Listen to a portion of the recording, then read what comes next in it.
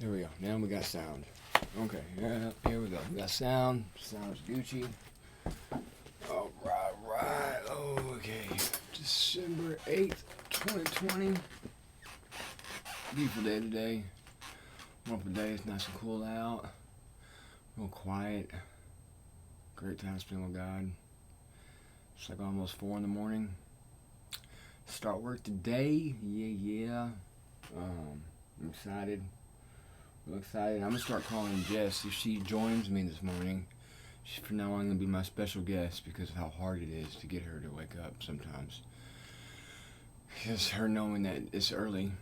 She don't gotta get up so early. Do devotions. She used to love doing these with me. She used to love doing them. Would get up every morning early with me and do these. And she noticed the difference when she would do these and when she didn't. And and she really enjoyed the time with God, and but I don't know, now her sleep seems to be a little bit more prized. I get it, I understand.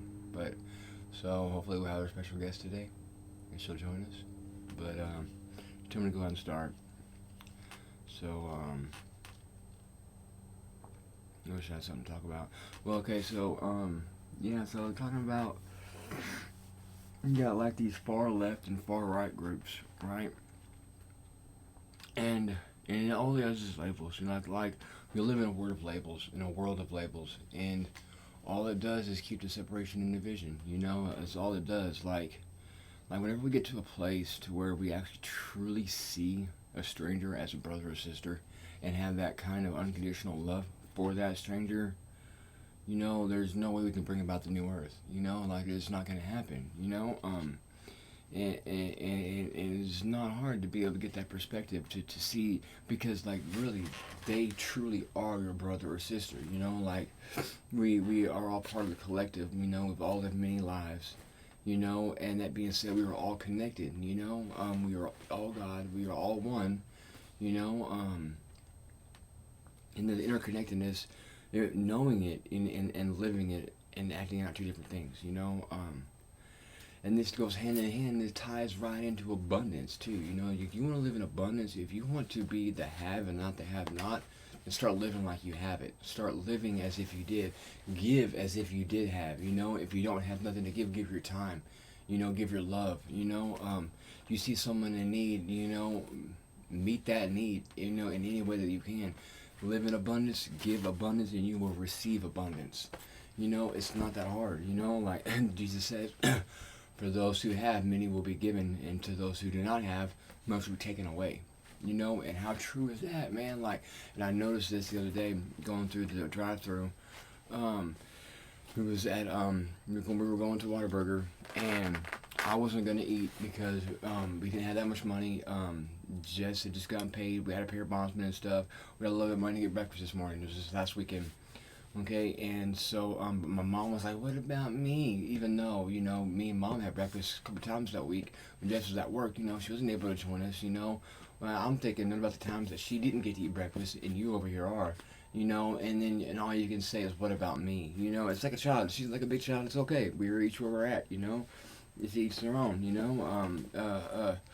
You can't be upset for somebody for the amount of growth that they've gone through, and you can't condemn them, as frustrating as it can be sometimes, it's okay. I have to remember that, it's part of my growth, and it's okay.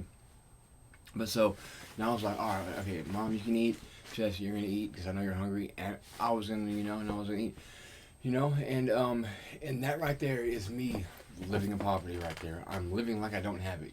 Whether I did or not is irrelevant, because if I were to live like I did have it, it really turned out we'd have enough money for me to get some breakfast, because like we had $8 on my card that I was going to use, so she didn't have to spend any of her money, and the food for both of them came to 5 something.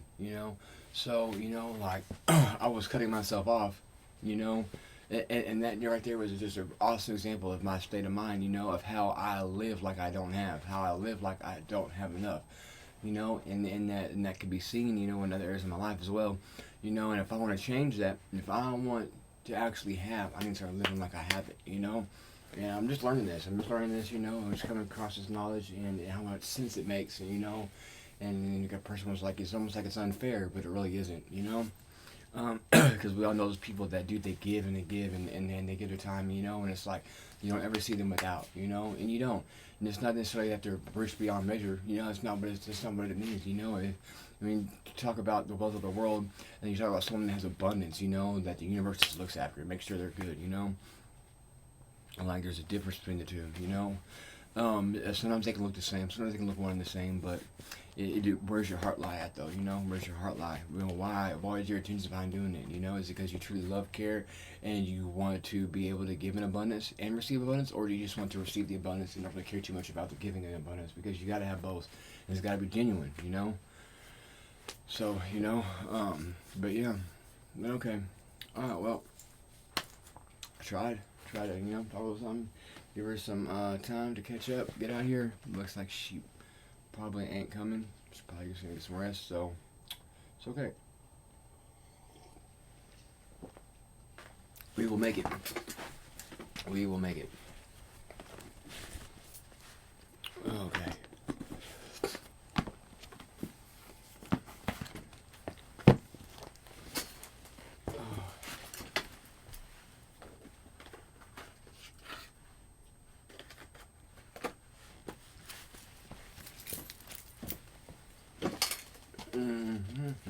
Okay. Seeking to please me is a joyous way to live. Of course, without faith it is impossible to please me. You must really believe that I exist and that I reward those who earnestly seek me.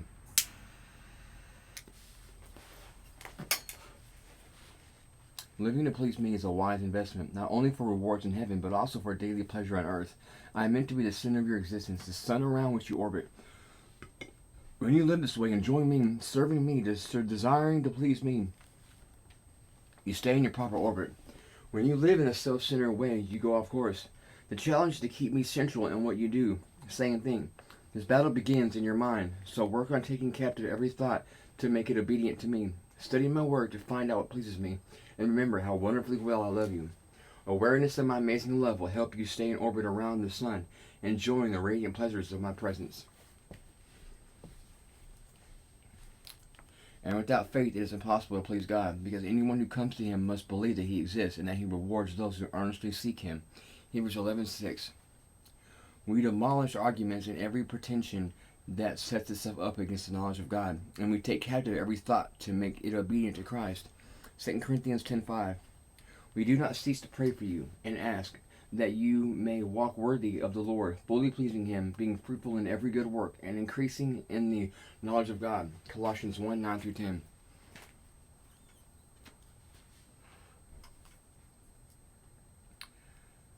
Yeah, and that's really like what it boils down to, though, is the amount of faith, and I guess, yeah, like, but see, I don't know, like, I feel like, yeah, I'm the way I am because God made me this way, but I feel like a lot of it has to do with just and the way I'm wired. I'm wired differently, like I see the hand of God throughout my life, throughout life in general, other people's lives. Like I can see the hand of God move and his wisdom behind why things happen the way they happen and all that stuff, like I got good discernment, and good insight and all that stuff, So for me to have faith is not to me it's like that's a given. To know that but then my love and then my desire after him and my hungerness for him, and knowing that I'm only complete when he's part of the picture, and then to live my life by this, knowing this is the only trueness to life, and devoting myself to it, like it makes all the difference in the world. It explains to me why I've had some experience I've had, my connection with God, the favor that I received from him, it all makes sense, and this is where like, well, I'm just not wired that way, I just God didn't, I guess, didn't bless me, but see, that's where I said, like, yeah, I could be just wired this way, but at the same time though, like, this is my pure heart's desire, like I had to get lined up with this, like this is not something that just happened overnight. This is not something that I just wanted and it became that way. No, like I had to have a hunger for it, and I went through things in my life that put that hunger there for sure. You know, it was destined to be. One could say, and then at the same time, one could say, well, it could have, it could have ended up being any other way because the way you're wired and the things that happened, it was, So yeah, I feel like it's destined. But it couldn't have been any other way. This was just one lack of a better term, and then one has the term. But okay. So yep. Good stuff. Okay.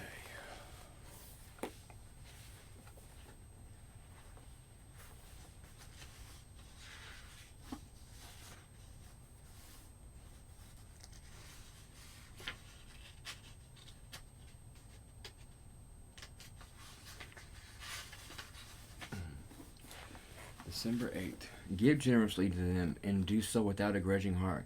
Then because of this, the Lord your God will bless you in all your work and everything you put your hands to. Deuteronomy 15:10. When I look back, I can't remember a single time when I got all choked up reflecting on a purchase I'd made. I can't remember ever crying at the checkout when I was about to bag my groceries and walk out of a store. Not even when I was buying donuts. I also can't remember anyone else telling me their tremendously moving getting story. No one ever said I cried for 2 days after getting flat screen TV, or I worshiped God with all my heart when I got my first pair of Jordans, or I was speechless when I purchased my fifth Coach purse. Although I don't know anyone who was moved beyond measure by getting. I know plenty who were moved deeply by giving. I've heard countless stories that go something like this. We prayed and prayed and prayed, and God led us to sacrifice to give to our building fund at church. We never felt closer to God than when we gave. We just met the girl we had been sponsoring for the past 8 years. This may be the most important thing we've ever done. We were planning on selling it, but God led us to give it instead. Wow, we need to give more often. When you give and impact someone's life, it's a feeling you will never forget. And no getting story ever compares to the joy of giving. Power lift, God. It's amazing that when we're obedient and we give generously, you bless us, draw us closer to you. Help me to give beyond my comfort zone to someone in need today. Okay, like I have to agree there. When you're in terms of wealth and in terms of what you have to what you have not, and in those kind of terms, and when it has to do with something that, well, okay, it's hard to separate this from what this is talking about, because it's just so you can measure it, and it's just as valuable, if not more valuable, but it's something that you can never get back. It's something that you can't trace. So that's why, to me, this is why it has such impact on me, and this is me getting it. I got something, but I got something that is a miracle blessing, and I've talked about the past 3 days, and it's moved me. It's really I feel like in some small ways it's made me to where, like, this change that's been coming about in me, that's been inevitable, been slow coming, but coming all the same, is now it's like solidified. Now it's like I don't want to turn back. Like God has showed out for me way more than enough, way more than what He needed to, and this is wasn't even necessary, and He still blessed me like this, and